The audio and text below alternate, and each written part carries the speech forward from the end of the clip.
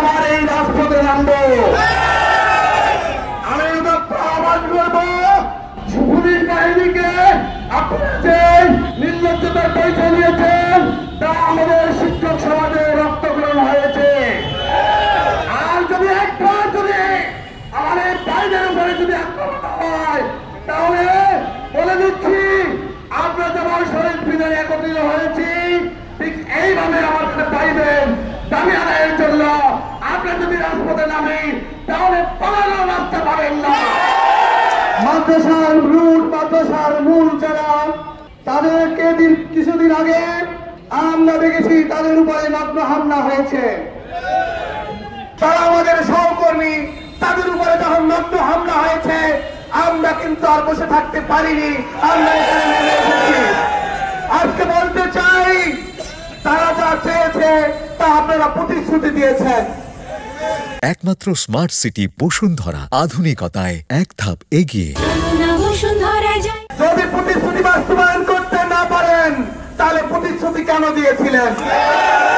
যদি প্রতিশ্রুতি বাস্তবায়নের সক্ষমতা না থাকে তাহলে কেন প্রতিশ্রুতি দিয়েছিলেন?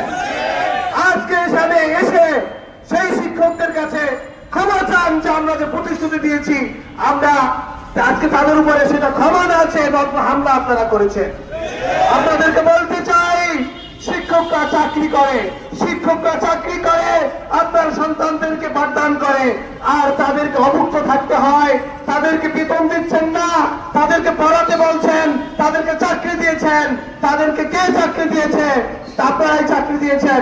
আপনারাই তাদেরকে প্রতিষ্ঠানের শিক্ষক হিসাবে, তাদেরকে শিক্ষক হিসাবে মর্যাদা দিয়েছেন, শিক্ষক হিসাবে চাকরির ব্যবস্থা করেছেন। যদি বেতন দিতে না পারেন তাহলে কেন তাদেরকে চাকরি দিলেন? আমার দেশের সকল শিক্ষককে আপনি আর প্রতিষ্ঠানে রাখতে পারবেন না।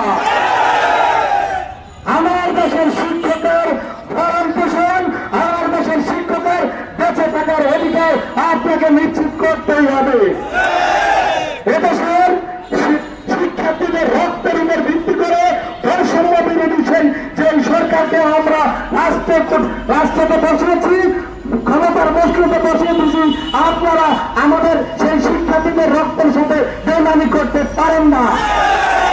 আপনাদেরকে আগামীকালকের ভিতরে আমার এই ভাইদের, আমার এই বোনদের যে ন্যায্য দাবি, এই দাবি যদি মেনে না নেওয়া হয় তাহলে আমরা 6 লক্ষ শিক্ষক, এমপিওভুক্ত শিক্ষক নিয়ে আমরা